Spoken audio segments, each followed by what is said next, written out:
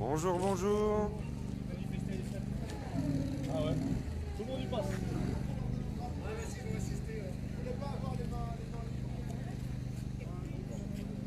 C'est parti, c'est bon? Ouais, je suis en direct, j'en attends du monde. Rebonjour les amis. Où sommes-nous? Où sommes-nous?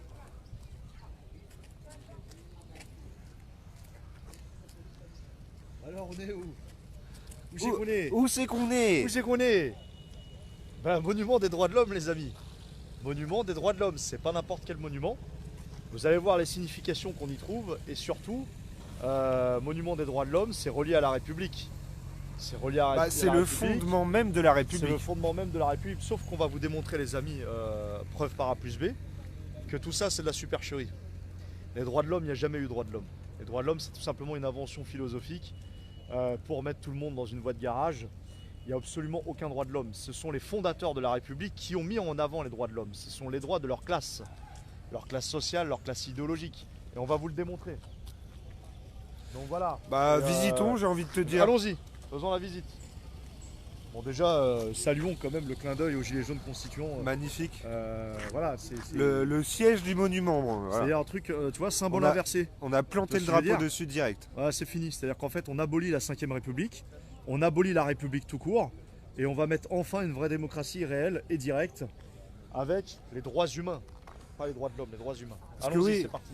Moi, je voulais parler aussi de démocratie. C'est que ça, c'est les fondements de la démocratie. Et la démocratie Qu'est-ce qu'on telle trouve qu'elle ici est aujourd'hui. Regardez les amis, Le qu'est-ce qu'on trouve fondement là du gouvernement représentatif, pas le fondement de la démocratie. Oui, non, mais je parle de la version officielle. Qu'est-ce qu'on trouve ici les amis? Alors attendez, c'est un peu flou. Ah. Bah alors, qu'est-ce qu'on trouve? Hop.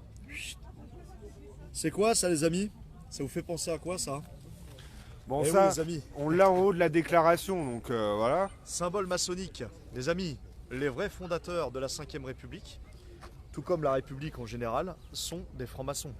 La loge des 9 sœurs, Saint-Just, Robespierre, Voltaire. Sieyès, Voltaire, d'Alembert, les encyclopédistes, tous ceux-là sont les fondateurs de la République. Donc, fondateurs de la République, on veut bien, mais fondateurs francs-maçons, c'est encore autre chose. Donc, ce monument ici est truffé de symboles maçonniques. Pourquoi on vous parle de ça? On ne va pas rentrer en profondeur parce que ce n'est pas le sujet du jour. Nous, on veut parler constitution. On veut parler constitution, on veut parler refonder les bases de la France future telle qu'on l'imagine. Et la France future, c'est abolition de la République et abolition clairement de la caste maçonnique. Et donc, là maintenant, on va s'entretenir avec notre ami Yvos, porte-parole du Phénix français. du Phénix français.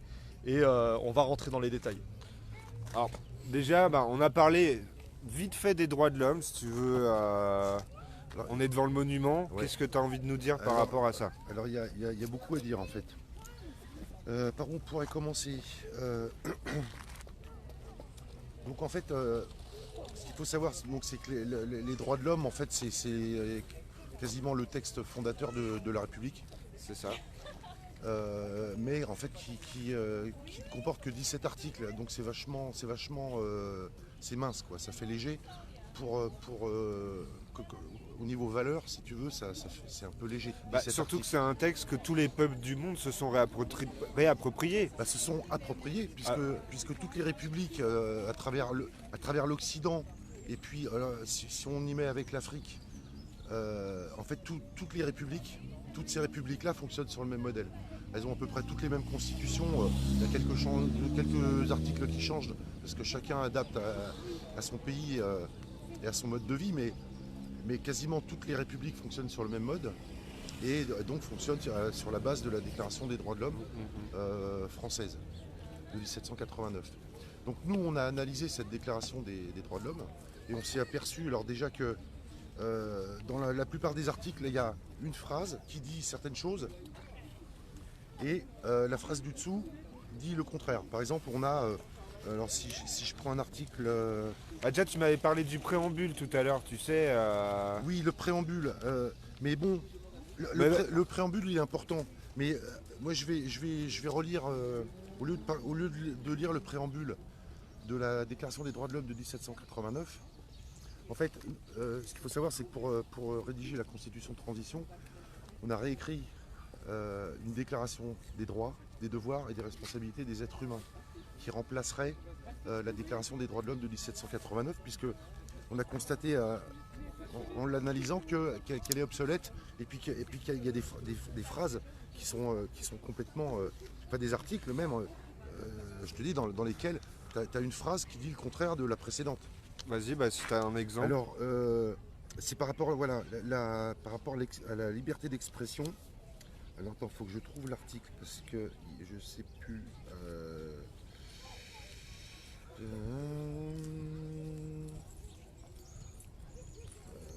Désolé pour ce temps mort.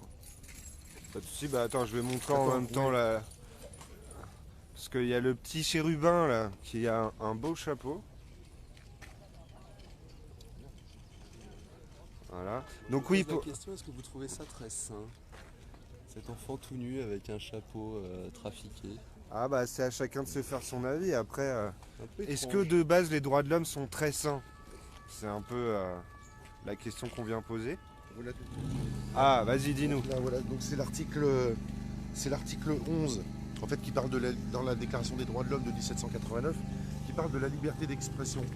Et donc cet article 11, il dit: la libre communication des pensées et des opinions est un des droits les plus précieux de l'homme. Tout citoyen peut donc parler, écrire, imprimer librement, sauf à répondre de l'abus de cette liberté dans les cas déterminés par la loi. C'est-à-dire que c'est la loi qui détermine jusqu'où la liberté d'expression peut être affirmée. D'accord. Donc ce qui veut dire que la loi peut très bien annuler toute liberté d'expression. Donc en fait... Et voilà. Ce qui est le cas en plus. Hein, Ce qui est complètement le cas, puisque c'est la loi qui détermine les limites de la liberté Parce d'expression. qu'en fait, il devrait inclure, en fait, c'est ce qu'on voudrait dans une éventuelle constitution citoyenne, inclure encore une fois les médias, des médias libres, et qui donnent une information impartiale au maximum dans le respect d'une éventuelle charte des médias. Il y a effectivement les médias, mais il y a de toute façon tous les êtres Oui, en humains règle sont générale. concernés. Ouais. Effectivement, les médias, c'est important qu'ils se conforment.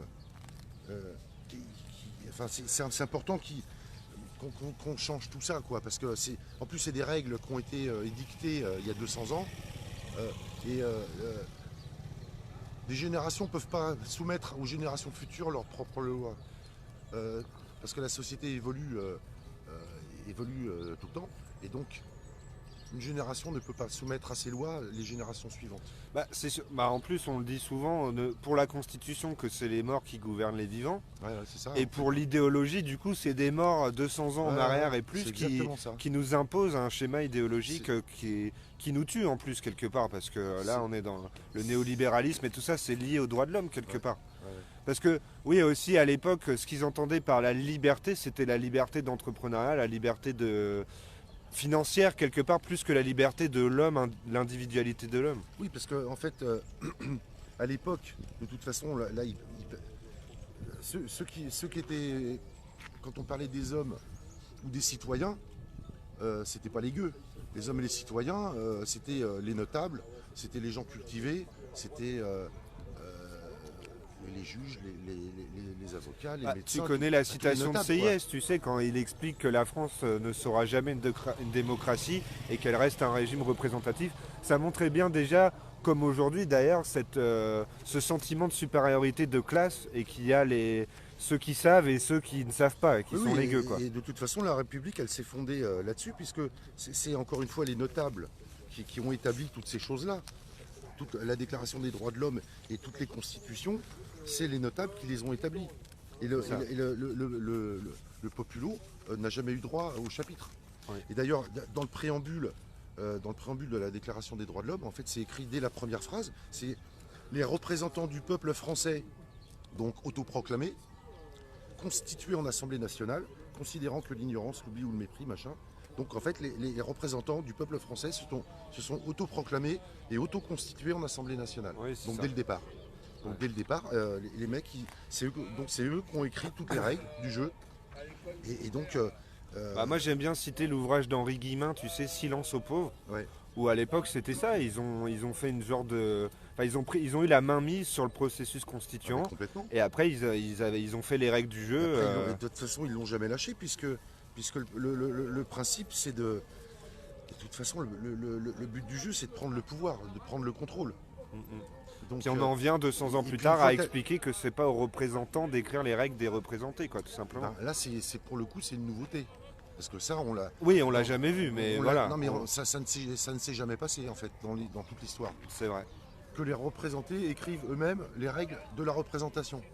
Ça, c'est vraiment c'est une nouveauté. Et donc, nous, avec la constitution de transition, bien évidemment, on tend vers ça et on propose un outil, en fait, qui va amener à réécrire, à ce que les représentés écrivent eux-mêmes les règles de la représentation. C'est ça. Est-ce que tu as autre chose à dire sur la déclaration des droits de l'homme avant d'en arriver à l'article 16 qu'on parlait tout à l'heure, tu sais, pour la... Et ben moi, j'aurais bien voulu lire, le préambule. Oui. Le préambule de la déclaration des droits, des devoirs et des responsabilités des êtres humains. Alors donc c'est... Alors, pour rappeler, en fait, donc tu as travaillé pendant des années avec le Phénix français sur une constitution transitoire, Ouais. et vous avez vu la nécessité de réécrire une charte idéologique façon droit de l'homme. Oui, parce qu'en fait, toute société en fait est fondée sur un socle de valeurs communes. C'est-à-dire que pour organiser une société ou une communauté, quelle qu'elle soit, on est obligé d'avoir tous des valeurs communes. Parce que sinon, c'est pas gérable. Donc il nous faut déjà des valeurs communes. Et à partir de ces valeurs, donc ça c'est le socle sur lequel après va se fonder la société. Et donc à partir de ce socle de valeurs, là on établit une constitution. C'est ça. Voilà.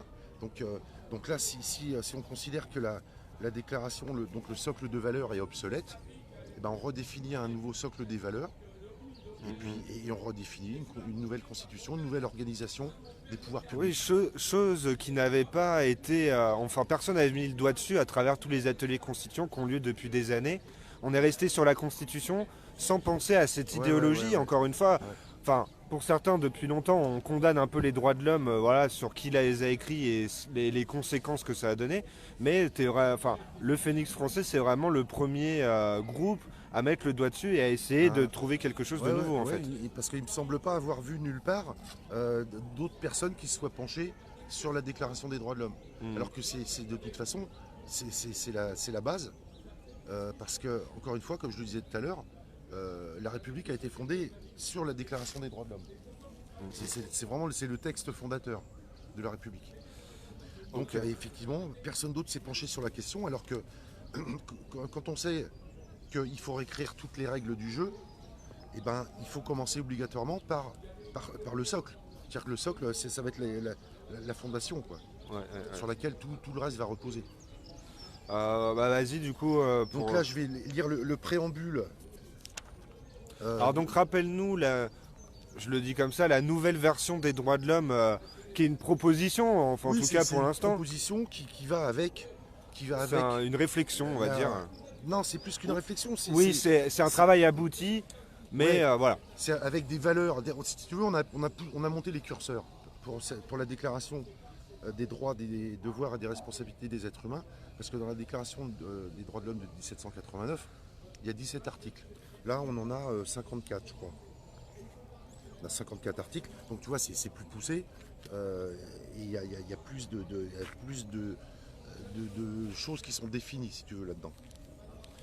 Donc, le préambule de la déclaration des droits, des devoirs et des responsabilités des êtres humains. Les êtres humains souverains, convaincus que l'ignorance, l'oubli ou le mépris des droits, des devoirs et des responsabilités naturelles de l'être humain sont les seules causes des malheurs du monde et de la corruption de tous les gouvernements, ont résolu d'exposer dans une déclaration solennelle et universelle, à l'adresse de l'humanité tout entière, les droits, les devoirs et les responsabilités naturelles, sacrées et inaliénables de tous les êtres humains. Que cette déclaration, constamment présente et à l'esprit de chacun, nous rappelle sans cesse nos droits, nos devoirs et nos responsabilités sacrées, imprescriptibles et inaliénables, et qu'elles soient respectées par tous, sans aucune exception ni distinction, quelles que soient les circonstances dans un monde en perpétuelle évolution. Que tous les êtres humains souverains, pouvant ainsi comparer sans cesse les actes de leurs représentants avec le but de la conservation de ces valeurs, ne se laissent jamais ni opprimer, ni avilir par la tyrannie, et afin qu'ils aient toujours devant les yeux et dans leur esprit les bases de leur liberté et de leur épanouissement. pour les représentants les règles de leurs devoirs et de leurs responsabilités. Chaque être humain peut se prévaloir de tous ses droits, de ses devoirs et de ses responsabilités et de toutes les libertés proclamées dans la présente déclaration. Cette déclaration solennelle porte l'épanouissement et l'émancipation de chacun pour le bonheur et la paix entre tous les êtres humains. En conséquence, les êtres humains souverains, forts de leurs droits, de leurs devoirs et de leurs responsabilités, reconnaissent et proclament ci-après les droits, les devoirs et les responsabilités sacrées et inaliénables de tous les êtres humains. Voilà, ça c'est le préambule. Donc pour ceux qui se donneront la peine d'aller lire le préambule, enfin de comparer le préambule de la, Ouais, on la le déclaration rappelle de sur. 1789 avec celui-là, C'est pas la même, ouais. c'est pas la même chose.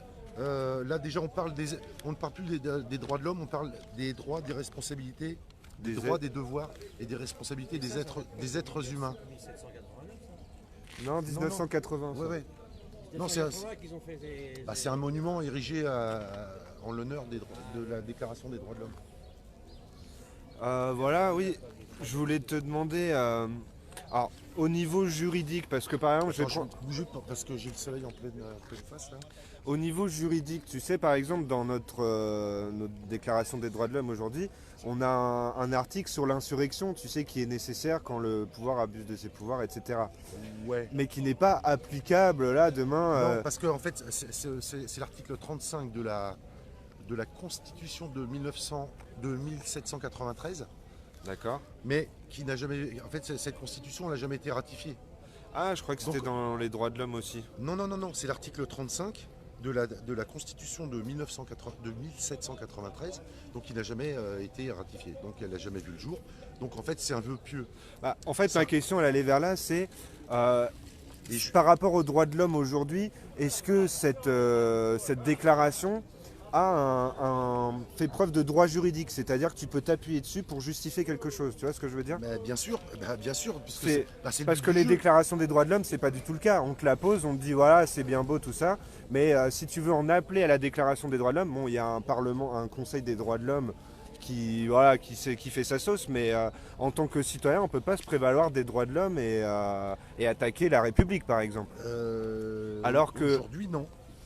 D'ailleurs, Éventuellement, à une certaine époque, on pouvait encore le faire, mais de toute façon, là, ils ont tellement tout verrouillé, si tu veux, que, en fait, on peut plus rien faire. On peut plus rien faire. À part faire ce que font les gilets jaunes. Il n'y a plus d'autres moyens de se faire entendre. oui, c'est Et ça.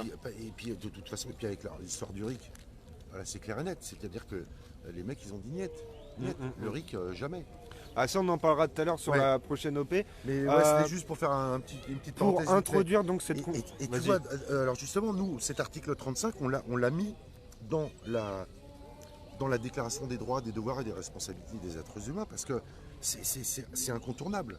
Alors, je sais plus, je sais plus quel article c'est.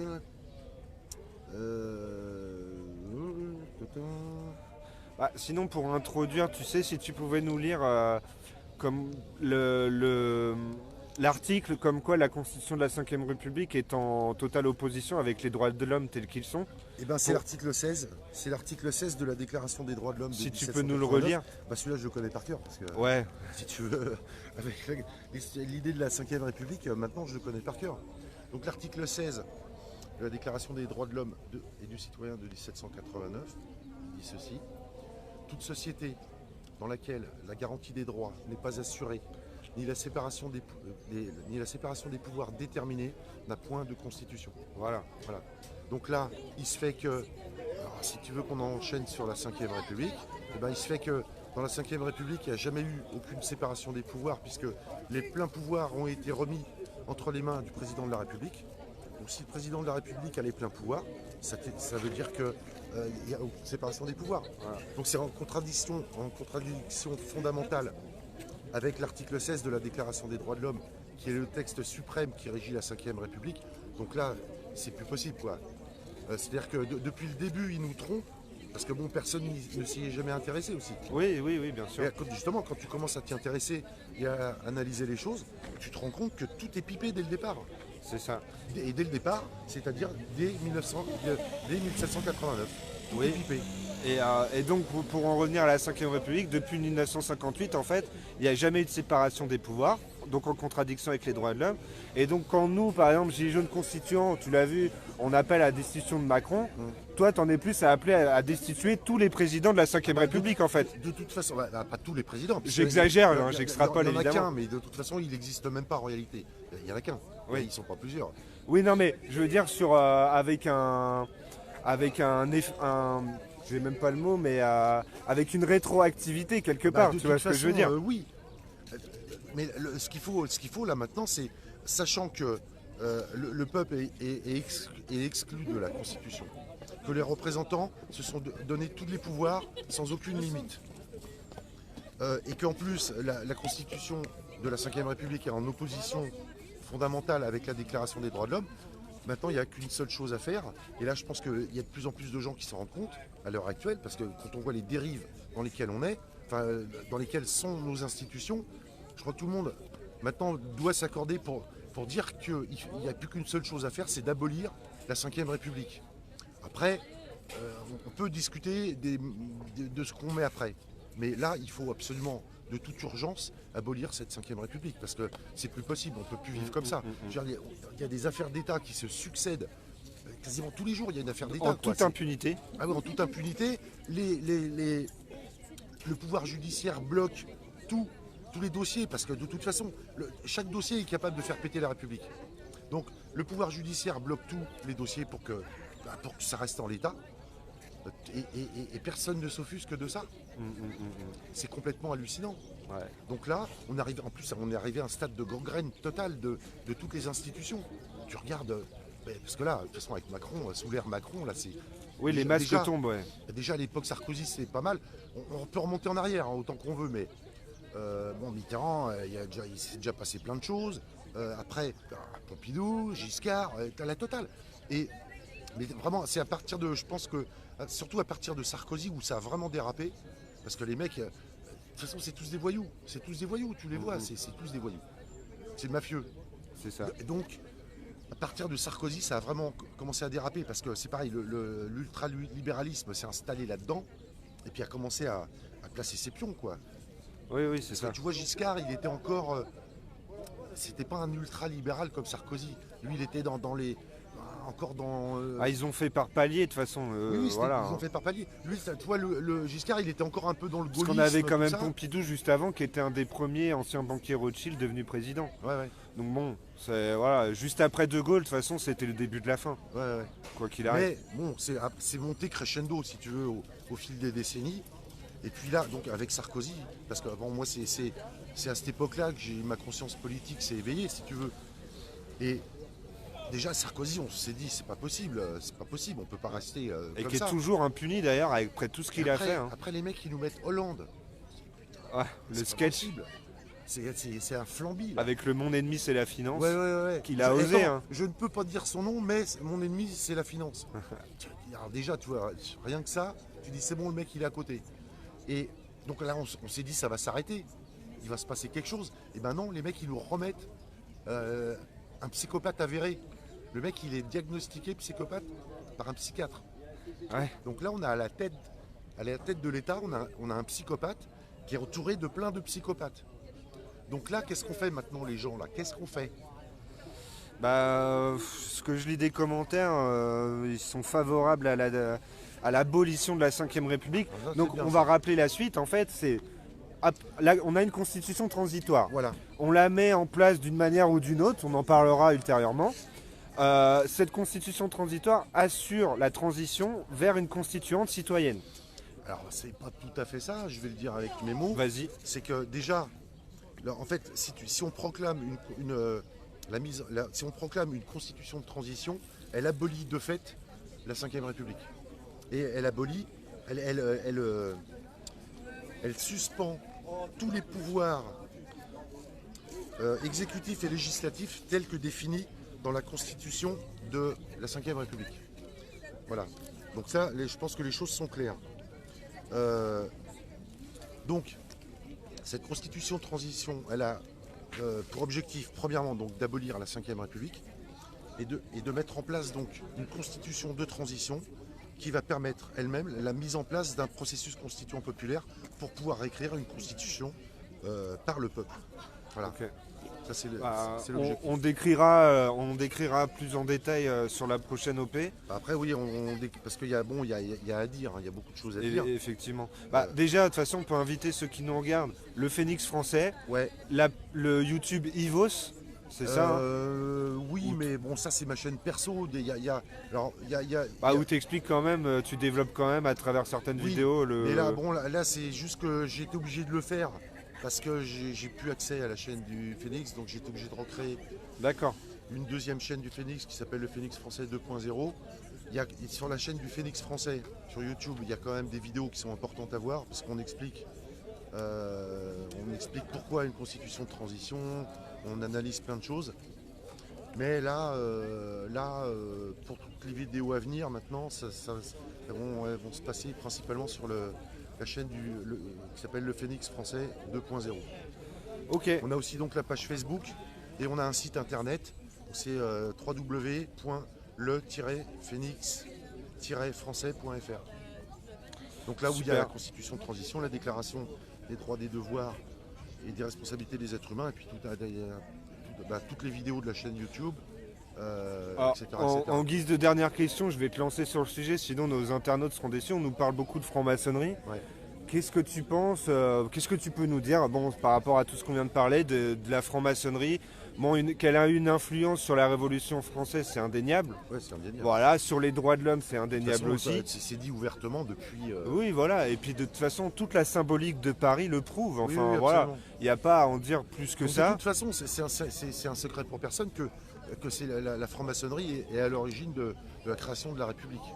C'est ça. Avec d'ailleurs leur devise liberté, égalité, fraternité. Et d'où l'intérêt de abolir la 5e République et les droits de l'homme avec, en ayant quelque chose d'autre à proposer ou à réfléchir, quoi. Absolument. Ok, un petit mot à rajouter devant notre merveilleux monument. Les amis, par rapport à la franc-maçonnerie, ça fait depuis le début, on vous le dit, commencez à bouquiner, commencez à vous renseigner, à lire. Moi, je vous conseille le livre de Maurice Talmer qui a été écrit au siècle dernier, mais qui analyse bien en fait comment les fondations maçonniques se sont faites autour de 1789. Donc bourgeoises et maçonniques, les premières sociétés de réseau qui elles-mêmes découlaient de l'illuminisme des Illuminés de Bavière, donc en Allemagne, Adam Weishaupt, etc. Et ça nous a donné donc la loge des 9 sœurs en France, avec Saint-Just, Robespierre, même cités par idéalisme, ils sont quand même rentrés en maçonnerie.